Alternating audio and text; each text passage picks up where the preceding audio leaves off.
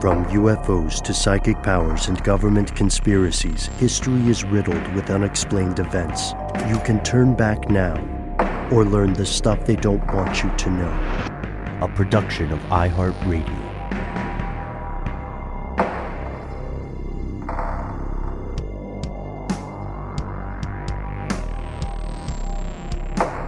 Hello and welcome back to the show. My name is Matt. My name is Noel. They call me Ben. We're joined as always with our super producer, Paul Mission Control Decant. Most importantly, you are here, and that makes this the stuff they don't want you to know. It's Thursday if you're listening to this on the day it comes out, which means it is time for listener mail. When you're not hearing us on the show, folks, imagine Matt, Noel, and myself, the whole stuff they don't want you to know team, assiduously digging through correspondence. We're searching the corners of the internet. We're finding all those old messages from social media. We're reading wonderful letters from the very best part of the show, you and your fellow listeners. And at least once a week, we like to share them with you. So we're going to get a little spooky with it, a little spoopy, as the kids would say these days. And kids. Yeah, and we hope you enjoy it, because we've been receiving so many wonderful stories about things that can't be explained. If you don't want to call them paranormal, that's fine. If you don't want to say ghost, that's fine too. But it turns out a lot of people, even people who consider themselves diehard skeptics, have found themselves in Twilight Zone-esque situations. So with that in mind, what better way to start than a haunted apartment? Ah, yes. And we really have to give Nick a hand for sending us this voicemail, and you will understand why we are doing that momentarily. Hi, guys. This is Nick in Ann Arbor, Michigan. Wanted to give a call with a story of my own. A couple years ago, my wife and I moved into an apartment in downtown Chicago. It was a historic building, about 100 years old. Really a lot of history in the building, a really neat building. Had a normal, kind of life there.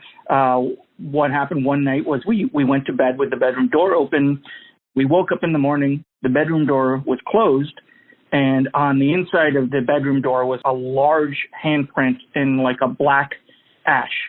Very large. It had to be 7 or 8 inches long. And when I touched it, the ash kind of fell to the ground, much like ash from a chimney or something like that. It was truly like a black ash.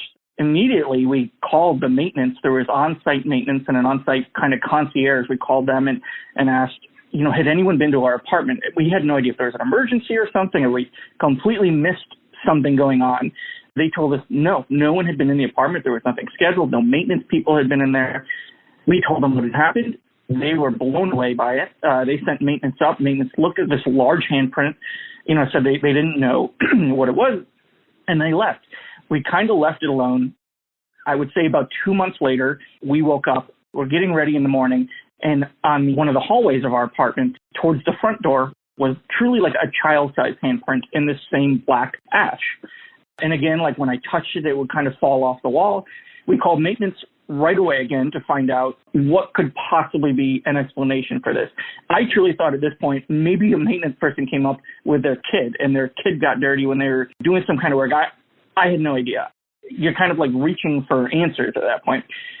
They had no explanation. They told us to put a safety bar on the inside of the door that kind of goes under the door knob. They said no one had been in the building, in our apartment. So we did that.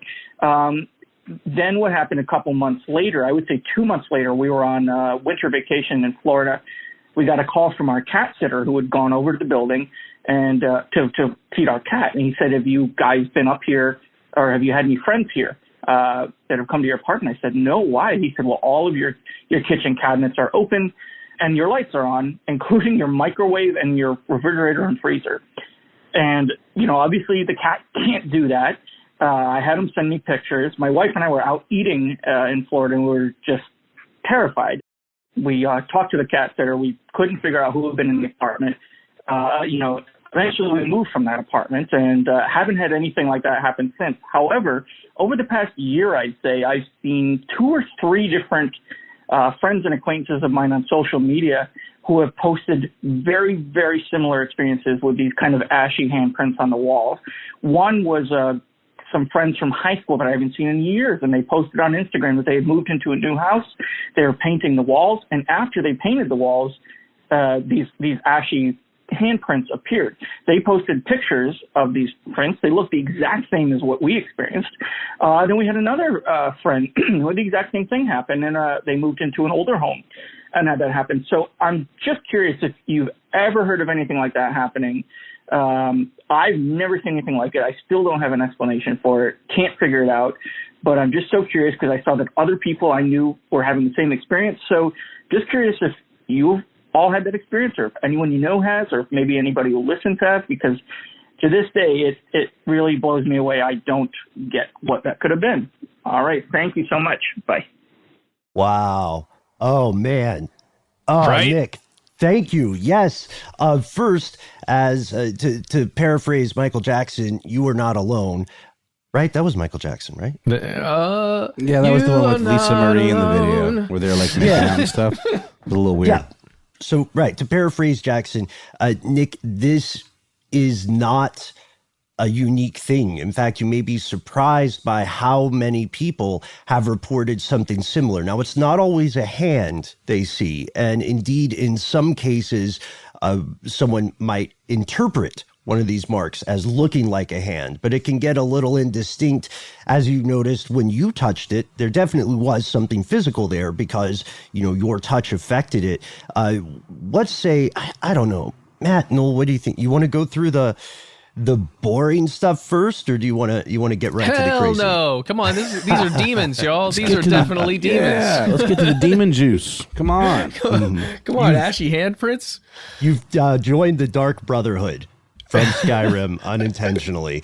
The good news, Nick, is, of course, something like this has happened to a lot of people, and they feel that they cannot explain it. At times, people are seeking a more spiritual solution, might do something like scrubbing the house or cleansing it by burning sage, may have a religious ceremony of some sort, or a spiritual ceremony, whether that's, a seance, or you have a priest or a holy figure come to bless or even exorcise the house.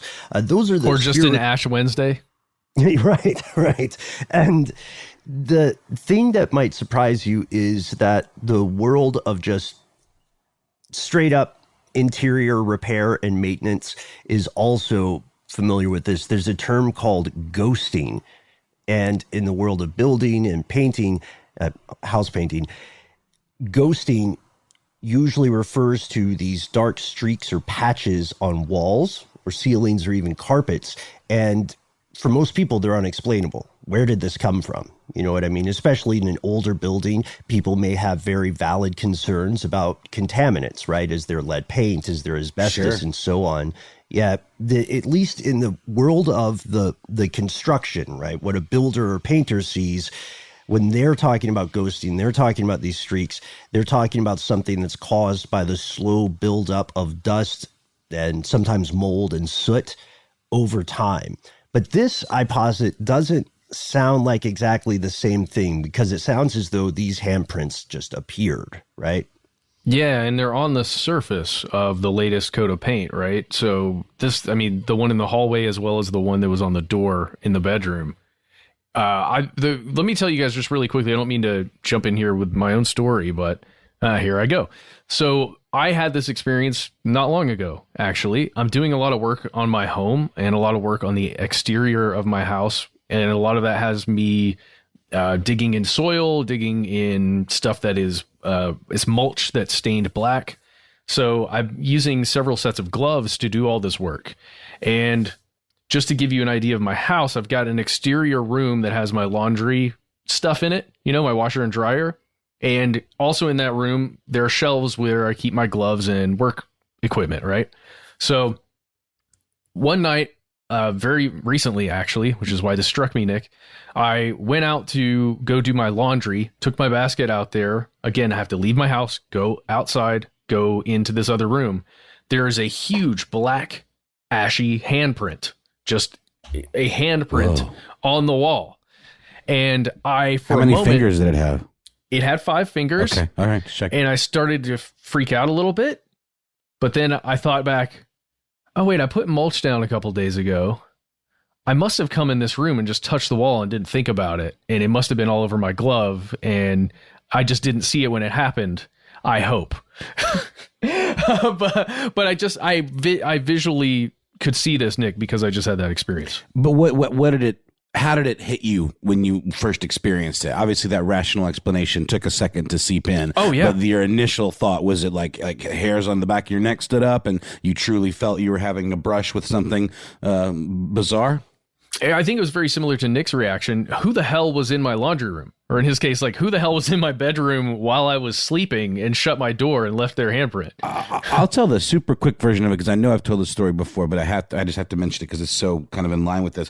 I was once sitting in a car with the girl that I dated for a long time when she was in college, and we were both in college, rather, and it was a really cold night, and a good friend of ours had just passed away, had died in a car accident, and she was waiting for me after class, and I walked up and sat in her car, and she was in tears, and she didn't say anything, and she just kind of blew on the inside of her windshield, and the signature of this girl, this friend of ours, was there, clear as day, on the inside of the windshield, and I just started like crying. It like hit me like, oh my God, this is a paranormal experience. I am witnessing something from beyond, reaching out and trying to, give us a message of some kind. And then, the rational part of my brain set in, might have even taken a day, and realized that's exactly the kind of thing, teenage or early 20s girls do, is they write their names on, condensation on the inside of a window. I mean, hell, anybody does it. But, there's oils on your finger, and probably was just, it lingered there. But you didn't see it unless you blew on it because of the condensation. But it was, it hit me in a very real way. And I was fully on board with this being a supernatural experience. But then I kind of explained it away, which is kind of sad. But, it doesn't diminish the power of that experience, This is I think these two stories also show, Nick, that your experience, while it is distinct and unique, is not like, there's nothing, well, it's abnormal, right? But is it paranormal? Like, first off, dude, you're not crazy. The majority of people in the U.S., according to a 2018 poll, do believe that they have had some kind of encounter with what they perceive as a ghost. And that number has actually risen over recent years. And as far back as like, what's another semi-recent one? 2015, that still counts as recent. Back in 2015, a Pew Research poll showed that only 18% of folks had thought they had seen a ghost, but 29% say they have felt in some inexplicable way in touch with someone who has passed beyond this mortal veil. And when you hear people tell these stories, like you can hear, Matt, Noel, you guys walk through this with critical thinking, and you're saying, okay, well, we have to do the job of seeing whether there is a mundane explanation. And sometimes there simply isn't one that can explain all the factors, like the process of mold or soot slowly accreting over time, maybe due to an old AC vent or something like that, because he said it's a very old building. That can explain some stuff, but it can't explain everything. Otherwise, there wouldn't be so many people who believe that they have had some sort of encounter with something inexplicable. And what better time of the year to talk about these stories? Without going into detail, I've been in some situations, that defy explanation. And I think the majority of people will at some point in their lives. I'd be very surprised if there's anybody on their deathbed who says, I can explain it. Yeah, no, everything made sense. There was nothing weird happened to me for, 80 years or something. But I'd be interested to see what other people in the building think. I'd be interested to learn the history of the building, because Chicago has a storied history of supposedly haunted locations. Yeah, no, you're right. And we're talking about a 100-year-old building, so who knows? The other thing that I wanted to mention as a rational, like, everything's okay, this is just something that happens. I cleaned the top. You guys can't see in here if you're watching the video, but I've got two like large, I don't know, just they're not closets, like standalone closets, like wardrobes that are right next to where I record. And I cleaned the top the other day. And again, it was a situation where the way I found out about it being so dirty is I touched the top of it and I got just dust caked on my hand, and I touched my wall when I went outside of my room, and I didn't notice that I had touched the wall until I came in, cleaned the thing, and then went back out. Not saying that's what happened, Nick, just saying that's the kind of thing that maybe we do throughout the day or happens every once in a while. I wouldn't rule out the cat. the cat just like, And listen, what did it do? I also, I wouldn't rule out the supernatural. I mean, I'm not I have a hard time believing that there aren't things beyond the realm of our, understanding that exist. Like, I'm not a religious person. I would consider myself, I guess, an agnostic, but I have a really hard time believing that it's what you see is what you get, and that's all there is to it. I think that would be really boring, and B, based on, things like the Drake equation, the existence, the potential for the existence of, extraterrestrial life. I feel like that applies to all this stuff too. And I feel like, we exist like as energy and the idea of a soul. Like I've often done the thought experiment of like, what does it feel like to not exist? And I can't fathom that. I think many of us have probably done that. Therefore, I'd really, truly like to believe that souls go somewhere and do something. I don't know if they can like knock over vases or anything, but also, just to wrap this up on my end, if you haven't seen this show and you're looking for a kind of a lighthearted supernatural type experience, there's a lovely British show called Ghosts that is a comedy about like a haunted house. I'd never heard of it until a friend of mine posted about it on Facebook. So if anyone's looking for a little lighthearted supernatural stuff that's also very heartwarming and sort of asks some of these same questions that we're talking about, I would highly recommend checking that out. I would also advance to that point, which is something I think we're pretty adamant about through the history of this show. To that point, is there not something fundamentally arrogant about assuming that all things can be explained by human beings with the current track record of civilization? Like time crystals. What? They're not real. I had a discussion with a friend about this. There's no way that time crystals are real. We don't understand them. How arrogant. Right. So I mean, the story of civilization is inspiring, or the story of human civilization, I should say, is overall inspiring. But we have to remember, despite all of the innovations the species has made, the reality of the state of existence for humans is a lot like being a single guttery candle, right? Flickering in this immense, unknowable, vast, dark space. People don't know everything, and that's a tough thing to accept. I think it's easy and it's comforting to believe that everything can be explained, and perhaps everything can, but that doesn't mean people are the ones capable of reaching that explanation. I'd also love to see some pictures, Nick. If you want to email us, conspiracy@iheartradio.com. We definitely love to check them out. I mean, Matt, you're a pro at some digital forensics. I've always been impressed. So let's see what the hand looks like. Oh yeah, I'll send it over to Quantico, see what we can come up with, Nick. We'll figure it out. We talk about extraterrestrials a lot as a possibility when it comes to things like this. Y'all, this, guys. We can't sleep on those extra dimensional entities. Come on. If we're imagining a demon somehow coming up from someplace that's very warm, very, very warm, and has ash involved and things that are burning, what if they just flipped through that dimension somehow, opened a door that we can't see or taste or touch? Don't taste doors. No. Well, it depends. Unless they've got Snosberry wallpaper or something. You don't know if it's a Hansel and Gretel situation. That's the problem with food buildings. You got to know the provenance. And on this topic, one last televisual rec. I don't know if you guys have seen this, but there's a new show on Netflix called Midnight Mass that is about just such interdimensional beings from that warm place that get mistaken for other things. It's a great show. It's really good. I highly recommend it. Yeah, I do too. I really thought it was something very special about it. I wasn't crazy about the ending, but it's every step of the way is just fabulous. So, highly recommend. And we will be right back with more listener mail right after this.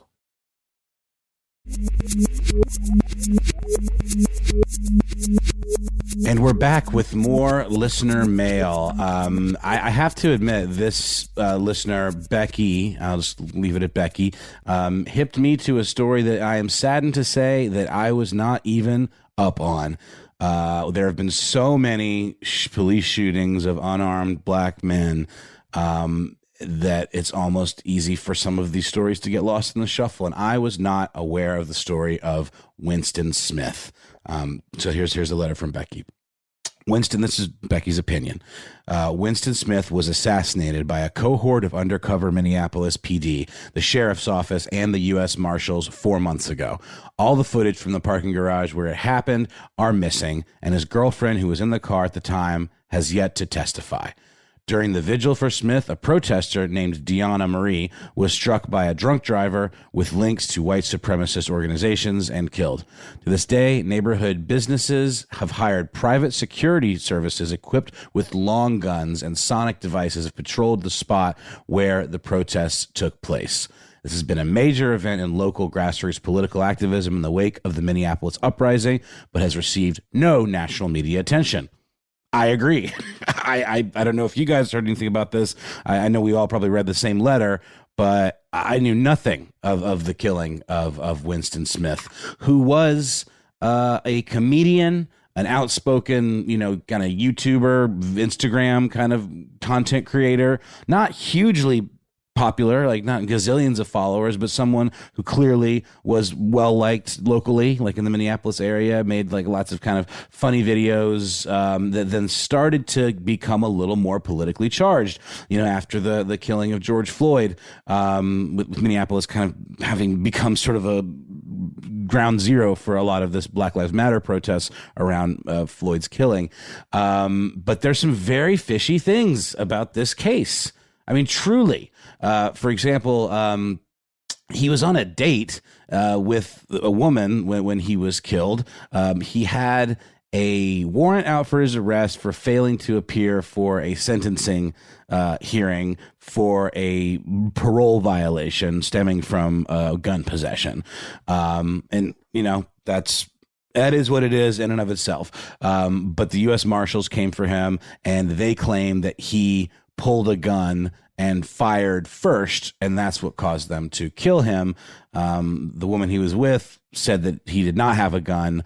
They claimed they confiscated a gun from the scene, including shell casings, and that is being disputed, by witnesses. Also, it's true, whether the video is missing or not, quote unquote, there is no video to be had of the incident of the shooting, and that death of the protester was at the hand of a multiple DUI possessing, I guess, individual. And I haven't dug deep enough to find the ties to any white supremacist group. So just want to, But Ben, did you hear anything about any of those ties or any further kind of conspiratorial stuff around the killing of the protester? Yeah. So I want to be very clear. Winston Boogie Smith was only 32 years old. And there are 3 kids who are never going to see their father again. And the way that this sort of stuff gets reported can be so inhumane and dirty, like when you see someone who is the victim of injustice or crime and the reporting just hinges on previous conviction, whatever. That they weren't perfect. Oh, have you met a perfect person? Anyhow, it's dicey, man, because first, yes, it did lead to the decision to have more body cameras, right? But there was no footage. Becky, first off, thank you so much for this letter. There is no surveillance video that disappeared. There are also questions about like how it was reported. When the local news first reported it, I think they called the guy just a murder suspect. That's exactly right. Yes. Yeah, and they retracted it in a tweet, by the way, and apologized. Yeah, sure, later. But yeah, and then there was also infighting with the law enforcement organizations, like the county sheriff. This took place in a place called Ramsey County. A guy named Bob Fletcher. He went public and accused the U.S. Marshals of being misleading when they talked about their policies regarding body cameras. And he said, here at the sheriff's office, we've repeatedly asked to use body cameras, but we always get denied. Now, this, of course, it's true and it's unfortunate. It didn't get widely reported in the national news. For some reason, the public conversation found one face and put one face on a systemic problem, right? And in doing so, they dehumanized all the other very real, very human victims. And I think it was June 7th, right after this, when the DOJ announced that federal agents would now be required to wear body cameras for searches, for warranted arrest and stuff like that. That was just 4 days after Winston Smith was murdered. It was on June 3rd, 2021. And if you look at the story as it's unfolding now, you will see a lot of sketchy stuff, conflicting statements from authorities, things that don't match, strange corrections, like the idea of how many cartridge cases were recovered from a vehicle, which is how many times an officer may have fired. It's a story that's not over, and the problem is that for people who don't want these investigations to continue, or for people who don't want these to make the news, it's unfortunately very easy for these stories to get buried unless the public stays on it, and actively pursues it themselves. Agreed. I'm just reading about this for the first time, you guys. Yeah. I'm sorry. No, it's a lot. It's I'm looking through NPR and NBC and just trying to see like what all's been said. I'm just putting out here that I like that we're having the conversation about body cameras and even the desire for officers and people who run police departments to have those things. Like for me, it's always an assumed, well, police officers don't want those body cameras, but I think that's a complete misthink on my part. Well, I mean, it depends on their intention. If they don't want them, that probably means they're up to no good, or that they plan on being up to no good. And there's plenty of police officers that have nothing but the best of intentions and the best of adherence to protocol and all that. So they would be the ones to be like, well, I've got nothing to hide, so body cam me all day long, I guess I'm just imagining it's extra scrutiny, right? On no matter what you're doing, whether it's good or bad, it's like having a hall or a hall monitor, somebody watching you at all times. It should be scrutiny to protect you if you've not done anything wrong. I would be all for that if I'm out there just doing what I'm supposed to do. And even if you make a mistake, the body cameras will show what happened.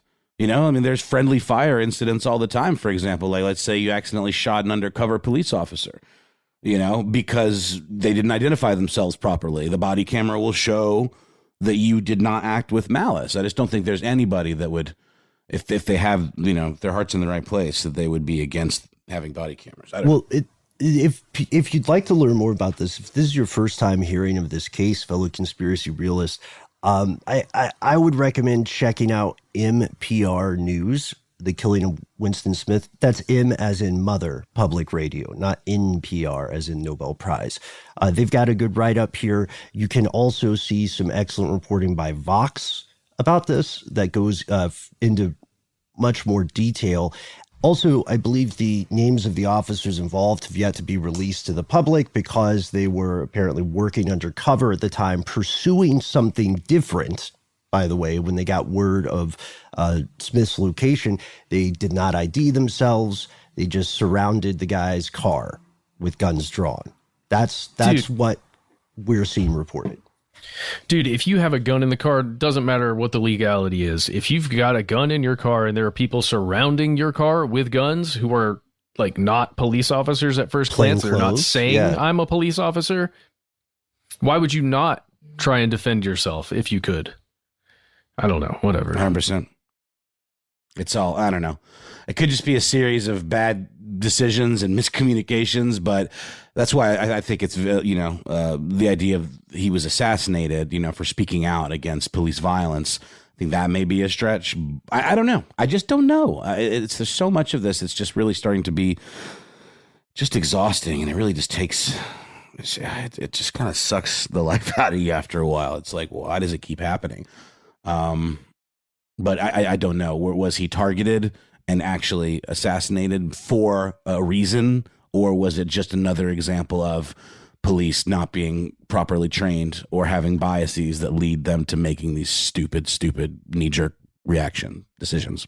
These are important questions, and they're questions that will continue because we're talking about a systemic problem here. And I appreciate you pointed out the website, Winston Smith was assassinated, Noel.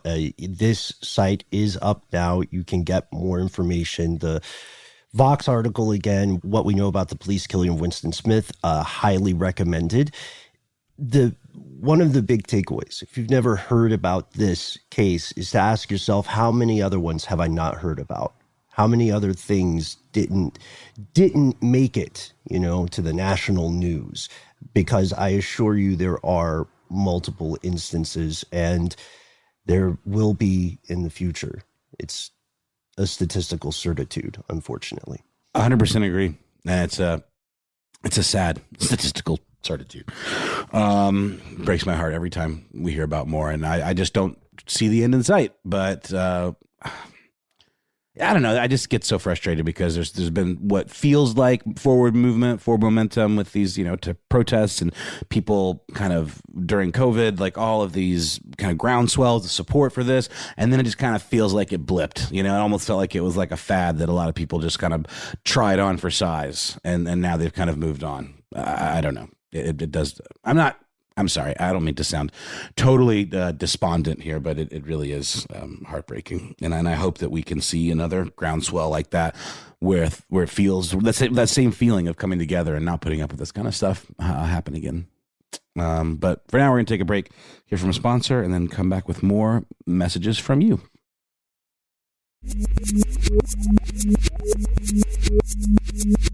And we have returned. We're going to do something special for the month of October, which has been verified numerous times by us to be the best month of the year, due to also having the best holiday of the year as verified again by us, which is Halloween. So, Paul, hit us with that music cue. Perfect. Let's get spooky. Earlier, we'd asked for stories like the one Nick just shared with all of us. And I was astonished by how many people responded directly. A lot of spooky stuff has happened, right?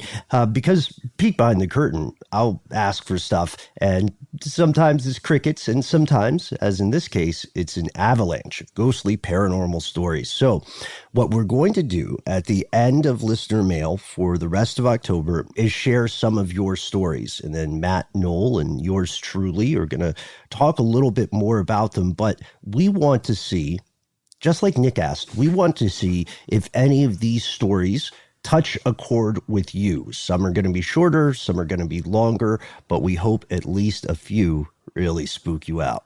So settle down, grab a glass of whatever you like to drink, turn the lights down low. Stop answering that email and let's do this. Join us by the fire. Hi, guys, says Kate.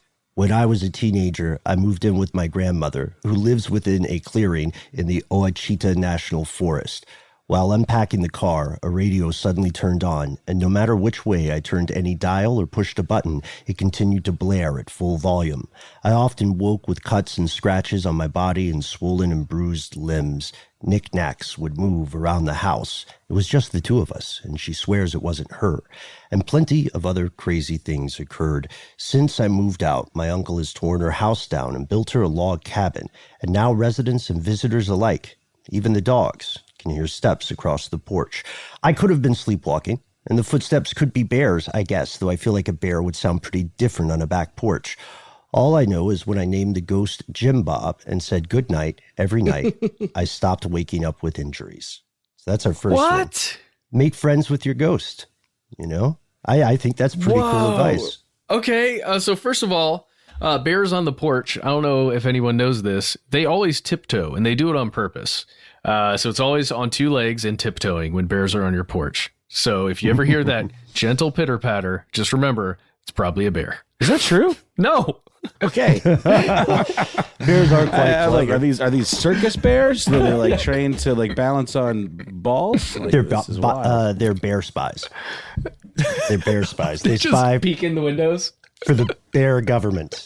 Yeah, this is fascinating because it contains something else, which is corroboration, which is other people saying they experienced something. And I thought this was, I thought, Kate, especially the line at the end where you say you've named your ghost. I think that's an approach that other people have tried. And however you want to explain what those folks are experiencing, sometimes they feel like they have made peace with something. And that's a very old idea, especially in the world of folklore, right? You have some kind of creature and you leave it an offering.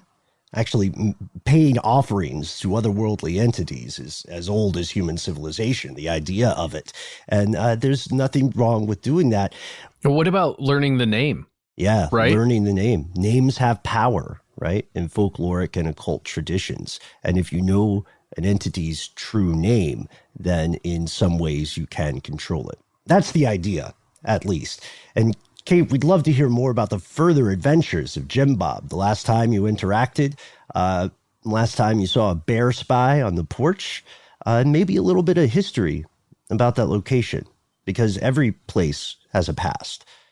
Before we wax too poetic, let's go to one more ghost story. This comes from Mandy. Mandy says, first, love the show and love you guys. Thank you so much. I just finished listening to your latest listener mail where you finished up by asking for listeners to share their true haunted stories. So I thought I'd share mine. This happened when I was 17 during my first semester of college in 1998. I lived in an apartment complex that was meant for college students, so I shared an apartment with 3 other students. While living there, a bunch of crazy, weird stuff happened. Editorializing here, but I get it. It's college. Anyway, Mandy says, but I'm just going to share a couple of those things with you. The first incident I'm going to share was a time when a room of people all saw my whoosh, whoosh, double only seconds before the actual me entered the room. The way the apartment was set up, both my bedroom and the bathroom were directly off the living room and in full view. From my perspective, I walked out of my bedroom about to head to the bathroom, and when I walked out of my bedroom, everyone in the living room had a look of shock on their face.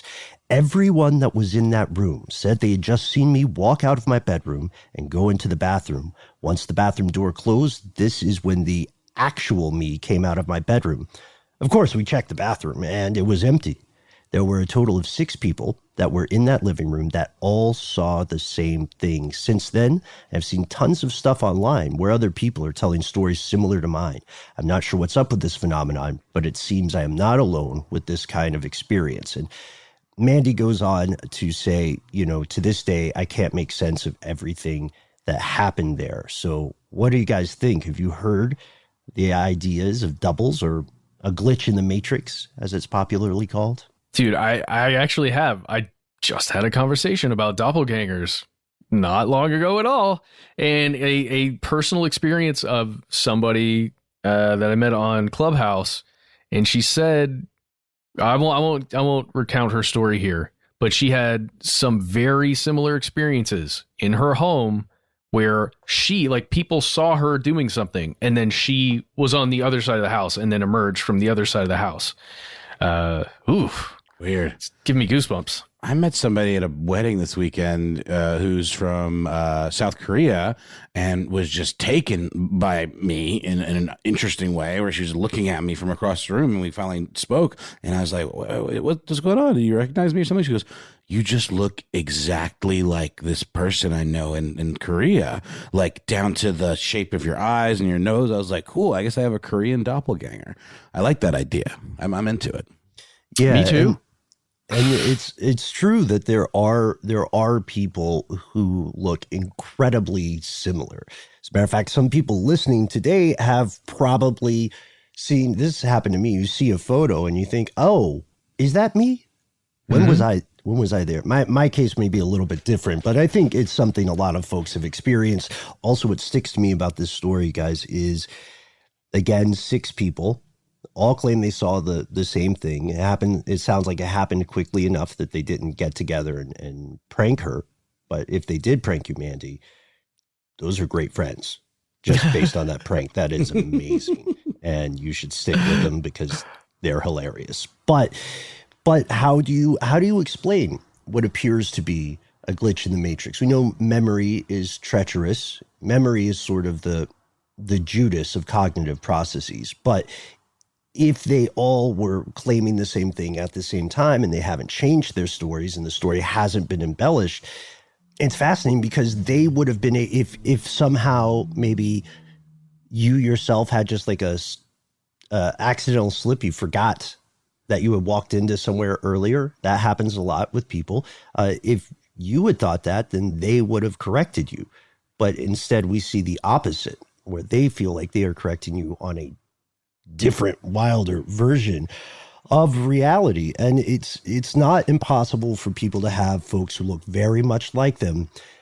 But according to what we know about the world around us, which is not very much, obviously, it is impossible for those people to disappear unless they are like a supernatural doppelganger or they're traveling through time. They're going to be physical entities. So I'd love to hear more stories about people's doppelgangers. It's fascinating stuff. And, because we've done this show for so long, I've been accused of being people's doppelgangers all the time. And that's something weird. Like who's the main character at that point in your life? Is it you, or are you like the B version? Are you the other color palette? Like in a fighting game, like Street Fighter or Tekken or whatever, where you can change the color palette of a character. Totally. I always hate it when there's only like two very, very basic options. I really like to, customize like individually, like in the RPGs. Do you guys have any favorite doppelganger based movies or anything in pop culture that you're a fan of? I'm a big fan of the Denis Villeneuve film. What's it called? Enemy with Jake Gyllenhaal. Really, really cool, creepy, lynchy doppelganger movie. But there's definitely a bunch. Oh, yeah, it is, because it goes to a fundamental question of one's self-identity, does it not? I would like to hear more about this, more doppelganger stories, bonus points if you can't explain them, because this gets into some cool territory. Maybe we can do a full episode on doppelgangers in the future, all the science behind it and all the spooky stuff too. Surely there's a Twilight Zone episode involving a doppelganger that I'm forgetting. Yeah. I'm almost positive. There has to be. I love the Twilight Zone. Man, Rod Serling. If a ghost comes back, if there's a ghost listening to this show and you know how to get in contact with Rod Serling, tell me. I'd love to chat with him. Yeah, just conjure him right on up. We'll hang for sure. Mm-hmm. My favorite movie about doppelgangers is Us. Do you remember this movie? It came out not long ago. Oh my God, yes, of course. Fabulous. Okay. Yeah, Jordan Peele. Yes. And second of all, if you were that person that I was referencing earlier, send us your doppelganger story so we can compare it to what we just talked about. Please. Mm-hmm. Thank you. Mm-hmm. If that's the person from Clubhouse, right? Yes. The doppelganger person. You know who you are. Yeah, we're around Clubhouse. In and out of conversations, so don't be surprised if you run into a familiar face or voice. One last thing before we wrap up the Halloween part of this show. Joey sent us a really cool screenshot. I'm not sure if this is true, but I wanted to share it with everyone because I think it's a funny story. So this takes place in San Antonio, and Joey was writing a little bit about how San Antonio is known for being haunted. As a matter of fact, when our producer Paul and I went to San Antonio to make fake commercials for potato chips, which is a true story, Paul stayed in the most haunted hotel, not just in town, but I think it's like top 3 in the U.S. And though I will not tell the story without his permission, I believe Paul had some strange happenings while he was staying there. But anyway, Joey sends us this. Here's the headline.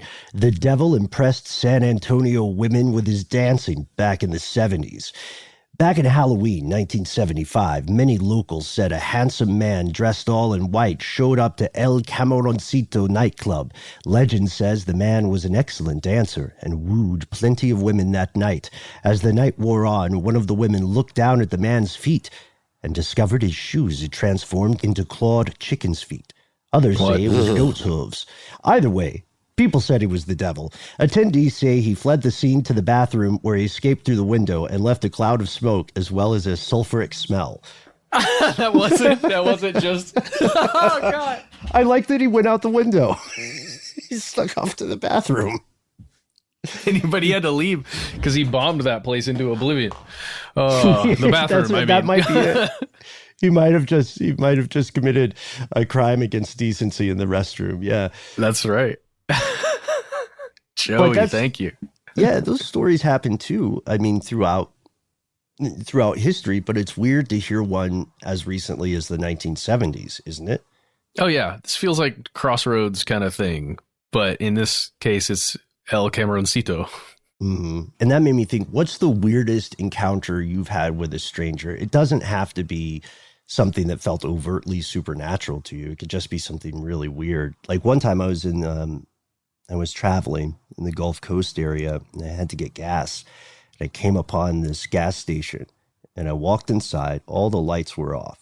And that Dwight Yoakam song, 1,000 Miles from Nowhere, was playing. Ooh, and classic A. And creepy and it B. was like toward the end of the song, and then it just started again. So it was playing on repeat.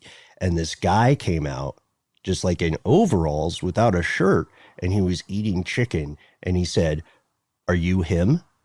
And I said, "I'm just trying to get some gas." And then he said, "All right, he's coming though, right?"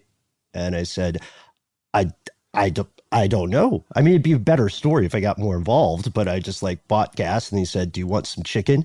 I make it fresh." And it's just the gas, please. And then I skedaddled. I was not. Are you sure this wasn't a David Lynch movie? It felt like it. It felt weirder and weirder the further away I got. Are you him?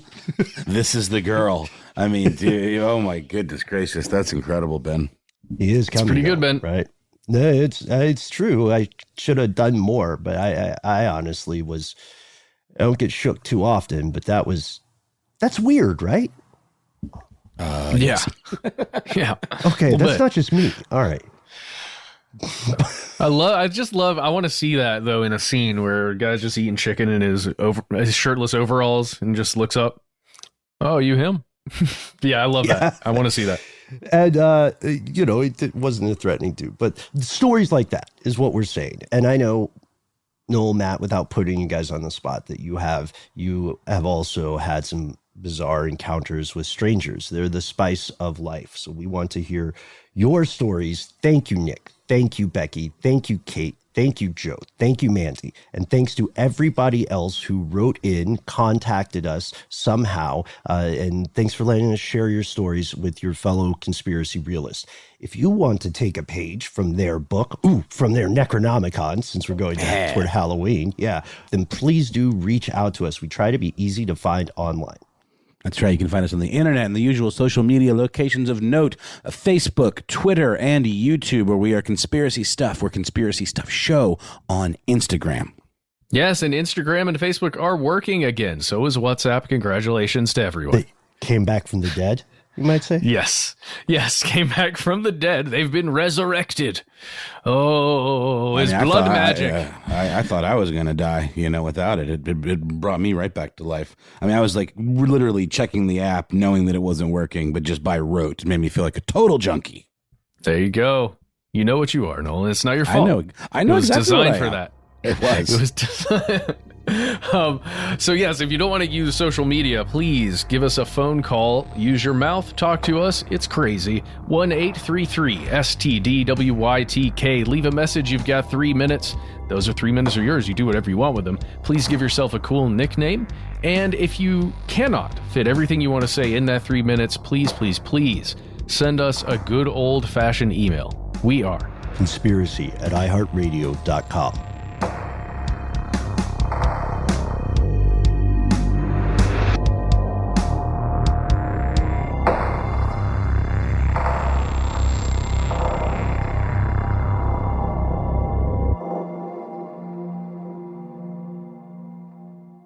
Stuff They Don't Want You to Know is a production of iHeartRadio. For more podcasts from iHeartRadio, visit the iHeartRadio app, Apple Podcasts, or wherever you listen to your favorite shows.